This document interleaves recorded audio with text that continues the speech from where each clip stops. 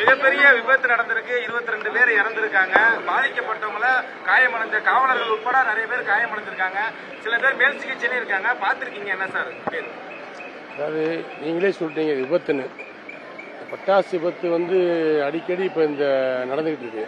இதை தடுப்பதற்கு தேவையான நடவடிக்கைகளை அரசு எடுக்க வேண்டும். ஏன்னா இது விபத்து இல்லாத ஒரு தொழிலாக ஆக்கணும் தான் தொழிலாளிகள் நிம்மதியாக வேலை செய்ய முடியும். வேலைக்கு போகிற தாய் வீட்டுக்கு வருவாருன்ற நம்பிக்கையில் தான் பிள்ளைங்க இருக்குங்க. இப்படி பிணமாக இறந்து போயிட்டான்னு தெரிஞ்சுன்னா நேரம் கதறி பிடிக்கிறாங்க. இதெல்லாம் பெரிய கொடுமை தான். அதற்கு தேவையான நடவடிக்கைகளை நாங்கள் எடுப்போம். அதாவது இந்த மருந்தை சல்பர் போன்ற பொருட்களை கையாளக்கூடியவர்கள் பயிற்சி பெற்றவர்களாக இருக்க வேண்டும். அதற்கு நடவடிக்கை கடுமையாக எடுத்து அதை செய்ய வேண்டும். மற்றபடி எதை செய்தாலும் இந்த விபத்தை தடுக்க முடியாது. எங்களுடைய கோரிக்கை இது இப்போ சாராயம் குடிச்சு இறந்தவங்க கூட 10 லட்சம் கொடுத்துருக்காங்க. உழைக்க போனவங்க, பட்டாசுக்கு தொழில் செஞ்ச போனவங்க இறந்துருக்காங்க. அதெல்லாம் குறைஞ்சபட்சம் 10 லட்சம் ரூபா குறைஞ்சபட்சம் 10 லட்சம் ரூபாய் இழப்பீடு இறந்தவங்களுக்கு கொடுக்கணும். காயமடைந்தவங்களுக்கு 5 லட்சம் கொடுக்கணும். அரசு கண்காணிக்கணும்.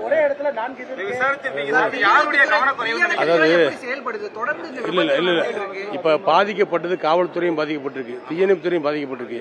அவங்க காப்பாற்ற போனவங்க, அதனால அவங்களை நம்ம குறை சொல்ல முடியாது. அவங்க காப்பாற்ற போனவங்க, அதை ஒதுக்க போன லைட்டு கட்ட போனவன், ஒதுக்க போனவங்க, ஜேசிபி டிரைவரு, இவங்க எல்லாருமே காயப்பட்டு இருக்காங்க. அதனால இது என்ன சொல்றதுன்னு ஒன்றும் புரியல எனக்கு.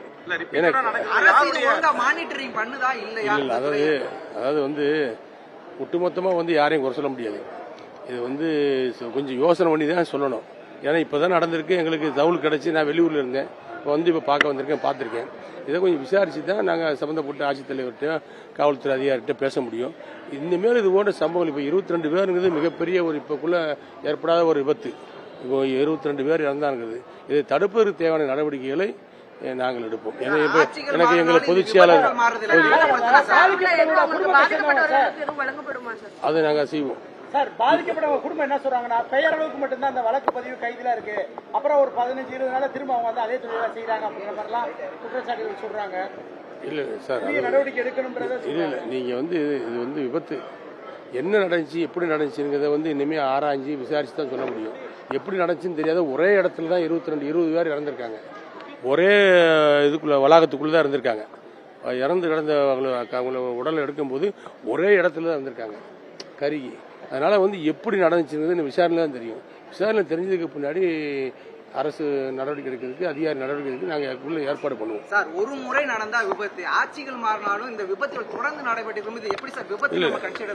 இனிமேல் அந்த விபத்து நடக்காத ஒரு சூழ்நிலையை, பட்டாசு விபத்தால் உயிர் பலி என்ற நிலை இல்லாத ஒரு சூழ்நிலையை வருவதற்கு எல்லோரும் ஒருங்கிணைந்த ஒரு முடிவெடுத்து இதுக்கு ஏற்பாடு பண்ணுவோம். அதுக்கு நாங்கள் அதிமுக முழுமையாக ஈடுபடும். யாரு மேலேயும் பழி சொல்லி தப்பிச்சுக்கிற மாட்டோம். இதை தடுப்பதற்கு தேவையான நடவடிக்கைகள் எடுப்போம். பாதிக்கப்பட்ட குடும்பங்களுக்கு ரொம்ப இரங்கலை தெரிவிச்சுக்கிறோம். காயப்பட்டவர்களுக்கு ஆறுதல் தெரிவிக்கிறோம். அவங்களுக்கு உதவியும் செய்வோம். மத்திய அரசு பிரதமர் அவர்கள் இரங்கலை தெரிவிச்சிருக்காங்க, ஜனாதிபதி அவர்களும் இரங்கல் தெரிவிச்சிருக்காங்க.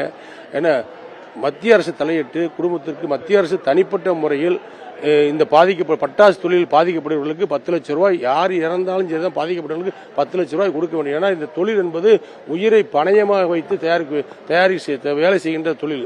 இதில் உயிர் இழக்கின்றவர்களுக்கு கட்டாயம் 10 லட்சம் ரூபாய் இழப்பீடு என்பது கட்டாயம் கொடுக்க வேண்டும். இல்ல இப்ப நான் சொல்லிட்டேன். உங்களுக்கு வசதி இருந்தா சொல்லுங்க, இல்லட்டா நான் என்னுடைய சொந்த செலவுல நாங்களே பிரைவேட் மதுரை ஹாஸ்பிட்டலில் சேர்த்து பாத்திரம் சொல்லியிருக்கோம். அதை கேட்டு சொல்லிட்டு இருக்காங்க.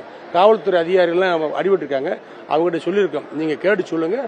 நாங்கள் ஹாஸ்பிட்டலில் போய் நாங்களே பார்த்து வேலம்மாலையோ மீனாட்சியிலையோ அப்போலோலையோ வச்சு நீங்கள் எந்த ஹாஸ்பிட்டல் சொல்லலாம் அந்த ஹாஸ்பிட்டலில் பார்த்து அந்த மருத்துவ இதை நாங்கள் பார்த்துக்கிறோம் சொல்லியிருக்கோம். ஒரு 1/4 மணி நேரத்தில் சொல்லியிருக்காங்க. இதுக்கு தேர்தல் கணக்கு இருக்கு.